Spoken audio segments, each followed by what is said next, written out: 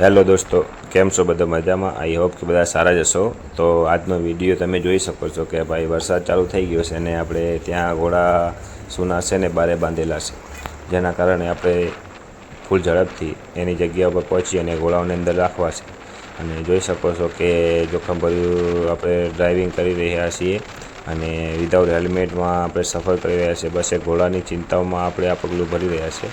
તો તમે જો આવા હાઈવે પર જતા હોય અને બાઇક ચલાવતા હોય ગાઈસ, તો હેલ્મેટનો યુઝ જરૂર કરવો જોઈએ, કેમ કે અનહોનીને બનાવ ક્યારેય પણ ઘટના ઘટી શકે છે. એના માટે સેફટી ફર્સ્ટ પહેલાં જરૂરી હોય છે.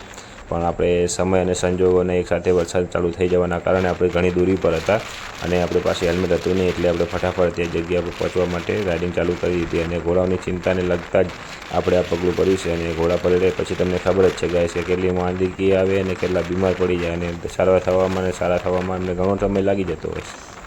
તો તમારા અશ્વને પણ વરસાદ આવે કે પાણીમાં પલળે એ પહેલાં જે યોગ્ય જગ્યાએ બાંધી દેવા, જેથી કરીને આવનારી તમામ તકલીફોમાંથી તમે દૂર રહો અને અશ્વને પણ તકલીફ ના પહોંચે.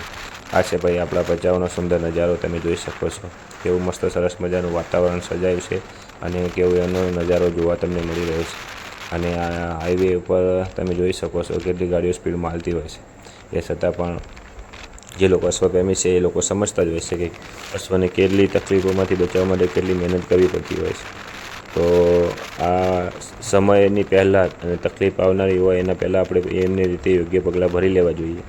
તો જેમ કે પાણી આવે પહેલાં પાર બાંધે, એ રીતે જ વરસાદ આવે પહેલાં આપણે અશ્વને સરખી જગ્યાએ બાંધી દેવા જોઈએ, જેથી કરીને પલળે નહીં. તો જોઈ શકો છો ફૂલ સ્પીડમાં આપણી બાઇક પહોંચી ગયું છે અને હવે ટૂંક સમયની અંદર આપણે ત્યાં પહોંચી જવાના છીએ ગાઈસ. તો આપણે આવી ગયા છીએ આપણા સ્થાન ઉપર અને તમે જોઈ શકો છો કોયલ મસ્તી ચડી છે, કેમ કે 3-4 કલાકથી મેં એને જોઈ નથી અને એમને મને જોઈને પછી આકલ ભરવા લાગી ગયો. શીનુને આપણે અંદર બાંધી દીધી ગાઈસ અને તમે જોઈ શકો છો કોયલ પણ થોડા નખરા કરી રહી છે. એને પણ મજા આવે છે વરસાદમાં, પણ આપણે એને પલળવા નહીં દઈએ, કેમ કે વારે ઘડીએ દોડીને બહાર જતી હતી, કેમ કે એને પલળવાની મજા આવતી હતી. કેમ કે નવરાએ એને લગભગ અઠવાડિયા માથે સમય થઈ ગયો છે અને પગમાં વાગ્યું હોવાને કારણે આપણે એને પાણીમાંથી દૂર રાખવાની ઘણી કોશિશ કરી રહ્યા છીએ, કેમ કે પગમાં કંઈ રસી ન થઈ જાય કે પાકે નહીં. તો અશ્વને કંઈ પણ ઈજા પહોંચી કંઈ વાગ્યું હોય તો આપણે એને તકલીફોથી દૂર રાખવા માટે આપણે એમને પલળવા ન દેવા જોઈએ. તો ખાસ કરીને તમારે એ ધ્યાન રાખવું જોઈએ કે તમારા અશ્વ પાણીમાં કે કોઈ પણ જગ્યાએ વાગ્યું હોય તો પલળે નહીં અને ત્યાં પાણી ન અડે, એ ખાસ ધ્યાન રાખવું. જેમ એક માનવને આપણે સાચવતા હોઈએ છીએ એવી જ રીતે એક અશ્વને પણ સાચવવા જોઈએ. અને એનું ખાવાના માટેનો ખોરાક આપણે ચાલુ કરી દીધું છે. કોયલનું ખાવા માટેનું ઢમણું મૂકી દીધું છે બેરલ. હવે લઈ આવ્યા છે શીનું માટે, અને બેરલમાં વજન ઘણું હોવાને કારણે આપણે એકદમ જોઈ શકો છો ગાઈ ઘસેડીને જ લઈ આવ્યા છીએ અને એને માટે રાખી દીધું છે. હવે આપણે એને પાણી બતાવી દઈશું, પાણી પીવે છે એટલું પીવડાવી દઈશું, પછી જ એને આગળનો ખોરાક ચાલુ કરીશું. તો ફટાફટ એને પાણી પીવડાવી દઈએ અને શીનું કેટલું પાણી પીવે છે એ જોવાનું, કેમ કે એને 3 કલાક પહેલાં પાણી આપ્યું હતું પણ લગભગ મને વિશ્વાસ હતો કે પાણી નહીં પીવું, તો શીનુએ પાણી નથી પીધું. હવે કોયલને બતાવવા જઈ રહ્યા છે પાણી, અને કોયલને પણ 3 કલાક થયા છે પણ એને પાણી પીવા વધારે જોઈએ છે. તો આપણે એને વધારે પડતા પાણી પીવડાવવામાં કંજૂસી નહીં કરીએ અને જેટલા સમયમાં જેટલું પાણી જોઈએ આપણે એમાં આપતા જ રહીશું, કેમ કે જેટલું પ્રવાહી પાણી ઘોડાઓને આપવામાં આવે એટલા જ એ ફ્રેશ અને હેલ્ધી રહેતા હોય છે. અને પગમાં આપણી નજર નાખીએ તો ઘણું સારું થઈ ગયું છે. ટૂંક સમયની અંદર એને રોડ ઉપર દોડતા આપણે જોઈ શકીશું, એટલે હવે ચિંતા જેવું નથી. અને 3 કલાકે એ લગભગ 1 ડોલ પાણી પી જાય છે. તો આવી સરસ મજાની કોયલની આપણે અનેરી વાતો ઘણી મસ્ત થવાની છે.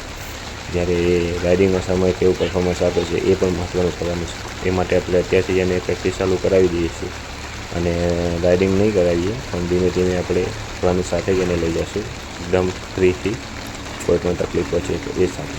થોડી ઘણી નાદાન હોવાને કારણે ગાઈસ કોયલ છે જ્યાં ત્યાં લગાડી બેસતી હોય છે, જેના કારણે આપણે ઘણી સાવચેતી રાખવી પડતી હોય છે, કેમ કે હજુ નાદાન છે. 12 મહિનામાં એટલે એને સમજણ નથી આવી કે કેવી રીતે વર્તન કરવું, ક્યાં જાઉં ક્યાં ન જાઉં, કેવી રીતે હાલવું દોડવું, એ બધું કાંઈ સમજણ નથી. એના કારણે ક્યાંક ને ક્યાંક આડું અવળું વગાડી દેતી હોય છે. તો આપણા અશ્વને આ રીતે ધ્યાન રાખવું જોઈએ. જ્યાં સુધી એને 1.5-2 વર્ષનો ત્યાં સુધી એને સારી રીતે આપણે ટ્રીટમેન્ટ દેવું પડતું હોય છે. તો ભાઈ આ છે આપણા અશ્વરોની ને અશ્વ પ્રેમીઓની કહાનીઓ.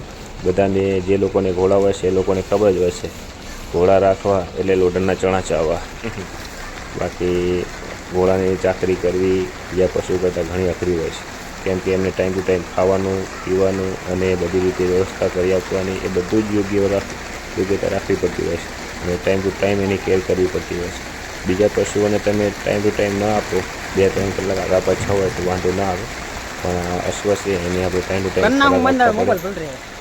નવડાવવા દોરાવવા પડે, અને એની ચાકરી પણ ટાઈમ ટુ ટાઈમ જ કરવી પડે. એને વાગ્યું હોય તો ગાઈસ એને વાગ્યું હોય ત્યાં આપણે એની સારવાર પણ ટાઈમ ટુ ટાઈમ જ કરવી પડતી હોય છે. એટલે જ આપણે અશ્વપ્રેમી બનવું આસાન નથી હોતું. અને કેટલા લોકો મારી જેમ અશ્વપ્રેમી છે એ કોમેન્ટ જરૂર કરજો ગાઈસ. અને મળીએ નેક્સ્ટ વિડીયોની સાથે, સારા એવા કોન્ટેન્ટની સાથે, સારી એવી જાણકારી સાથે. ચેનલને સબસ્ક્રાઈબ કરવાનું ભૂલતા નહીં ગાઈસ.